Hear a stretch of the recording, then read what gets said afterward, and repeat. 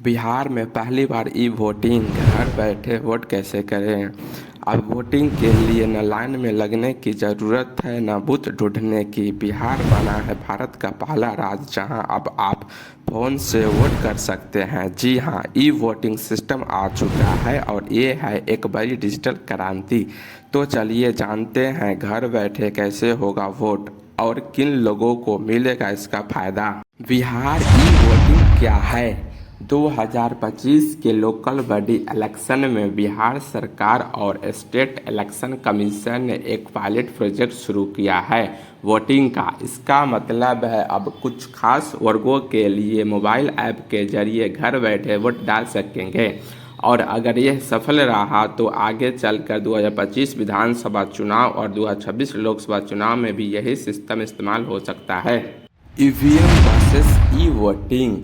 अब फ़र्क समझिए। ईवीएम यानी इलेक्ट्रॉनिक वोटिंग मशीन एक फिजिकल मशीन होती है जो पोलिंग बूथ में लगती है, जबकि ई वोटिंग पूरी तरह से डिजिटल और मोबाइल आधारित है।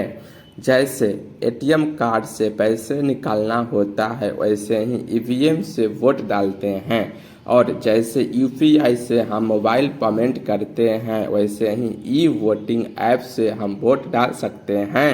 ऐसे काम करता है ई वोटिंग सिस्टम। इस सिस्टम को बनाया है सीडीएसी ने, यानी भारत सरकार की एजेंसी। बिहार सेक एसीसी ने इसे 2 एंड्रॉयड ऐप्स के जरिए लॉन्च किया है। सबसे ज़रूरी है ई वोटिंग सेक बिहार एसीसी बीएचआर ऐप। इसमें आपका होता है इपिक नंबर यानी वोटर आईडी डालना, लाइव सेल्फी लेना, फिर वे आपकी फ़ोटो को एपिक रिकॉर्ड से मैच करता है यानी फेस रिकॉग्नाइजेशन।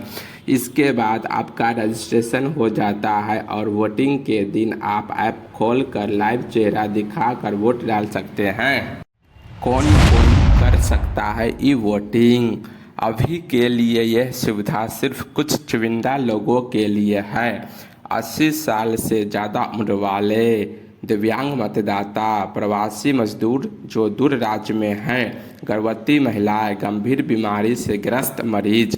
पहले फेज में 50,000 वोटरों को इसका एक्सेस मिलेगा और पहले ही 10,000 प्लस रजिस्ट्रेशन हो चुका है। Step by step voting process. चलिए अब जानते हैं घर बैठे कैसे डालें वोट। स्टेप 1, प्ले स्टोर से डाउनलोड करें ई वोटिंग सेक बिहार ऐप। स्टेप 2, इंटर करें अपना एपिक नंबर और mobile number. Step 3, live selfie ले, सिस्टम करेगा फेस मैच। स्टेप 4, ओपीटी से वेरिफिकेशन करें। स्टेप 5, वोटिंग डे पर ऐप में नोटिफिकेशन मिलेगा। स्टेप 6, फेस दिखाए कैंडिडेट सेलेक्ट करें। स्टेप 7, स्वाइप करके कास्ट वोट करें। आपको मिलेगा एक डिलीट रिसीविंग। सिक्योरिटी कितना स्ट्रॉन्ग है। अब सवाल उठता है क्या यह सुरक्षित है।